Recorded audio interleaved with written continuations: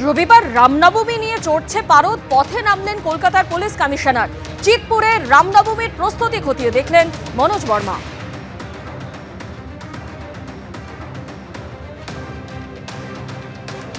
আমরা এই মুহূর্তে রয়েছি চিতপুরে, কলকাতার পুলিশ কমিশনার মনোজ বর্মা। তিনি রামনবমীর যে প্রস্তুতি সেটা দেখছেন। মূলত এখানে বড় মিছিল আছে, কি কি জিনিস আপনাদের? আমরা 6 তারিখে রামনবমী হবে। আমরা পুরো রুট বিভিন্ন জায়গায় গতকালও আমরা দেখেছি, আজকে নর্থ ক্যালকাটা আমরা দেখছি। আমরা চাইছি রামনবমী ফেস্টিভ্যাল সবাই ভালো করে সেলিব্রেট করুন, সেই হিসাবেই আমাদের অ্যারেঞ্জমেন্ট হচ্ছে।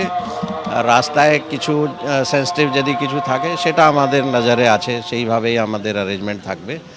আমরা আশা করছি সব কিছু পিসফুল হবে, কোনো রকম কোনো অসুবিধা হওয়ার কথা নেই। পাবলিকের অ্যাপ্রিহেনশন সেইভাবে কিছু নেই, তবু কোনো যাতে কোনো অপ্রীতিকর কোনো ঘটনা না ঘটে তার জন্য আমরা অ্যালার্ট আছি। স্যার, একটা লাস্ট কোয়েশ্চেন, যে এই রুফটপগুলোতে ডেপ্লয়মেন্ট বা সাউন্ড বক্সের ওপর কোনো রেস্ট্রিকশনস ডিজে অনেকে ইউজ করে, আমরা আগে হাওড়াতে দেখেছি। টপ আমরা বিভিন্ন জায়গায় সেটা বলা হয়েছে ডিটেল অ্যারেঞ্জমেন্টে কোথায় কীরকম থাকবে। অ্যান্ড ডিজে বা অন্য কোনো মিউজিক সিস্টেম বা এইগুলো নিয়ে মাননীয় হাইকোর্ট ক্যালকাটার যা ইনস্ট্রাকশন আছে সেইগুলো আমরা সবাইকে বলেছি পালন করতে। একদিকে কলকাতায় যখন রামনবমী সুষ্ঠুভাবে পালন হয় তা নিশ্চিত করতে পথে নামলেন খোদ পুলিশ কমিশনার মনোজ বর্মা। অন্যদিকে কলকাতার পাশাপাশি হাওড়াতেও রামনবমী পালন নিয়ে সতর্ক রয়েছে পুলিশ। রবিবার রামনবমী উপলক্ষে জোড়া মিছিল রয়েছে হাওড়ায়। বটানিক্যাল গার্ডেন থেকে মল্লিক ফটক এবং নরসিংহ মন্দির থেকে হাওড়া ময়দান পর্যন্ত দুটি মিছিল হবে সেদিন। 200টি বাড়ির ছাদ থেকে নজরদারি চালাবে হাওড়া পুলিশ, উড়বে ড্রোন, থাকছে কন্ট্রোল রুম, সিসি ক্যামেরাতেও চলবে নজরদারি। সেন্সিটিভ পয়েন্ট অনেকগুলোই আমাদের আইডেন্টিফাই হয়েছে, তবে মেনলি আমরা কভার করছি এখানে চওড়া বস্তি, পিএম বস্তি এবং আমাদের যেসব সন্ধ্যাবাজার এলাকা আছে এবং ময়দান, পুরোটাই আমরা ভালোভাবে কভার রাখছি। ড্রোন দিয়ে আপনারা ম্যান প্যাক দিয়ে সার্ভিলেন্স করছেন, এটাও?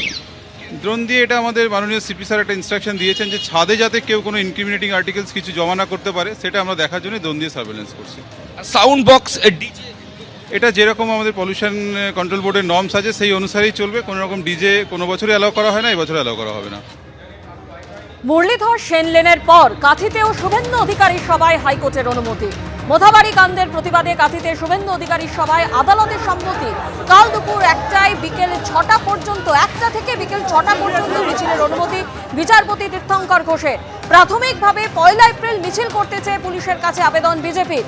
বিকল্প তারিখে মিছিল করার জন্য বিজেপিকে পাল্টা প্রস্তাব পুলিশের। আগামীকাল মিছিলের জন্য অনুমতি দিয়েছে পুলিশ, জানালো রাজ্য। দুপুর 1টা থেকে রাত 8টা পর্যন্ত মিছিলের আবেদন বিজেপির। দুপুর 2টো থেকে সন্ধ্যে 6টা পর্যন্ত অনুমতি দিয়ে চেয়েছিল পুলিশ। সময়ের পরিবর্তন করে শুভেন্দু অধিকারীর মিছিলের অনুমতি দিল হাইকোর্ট।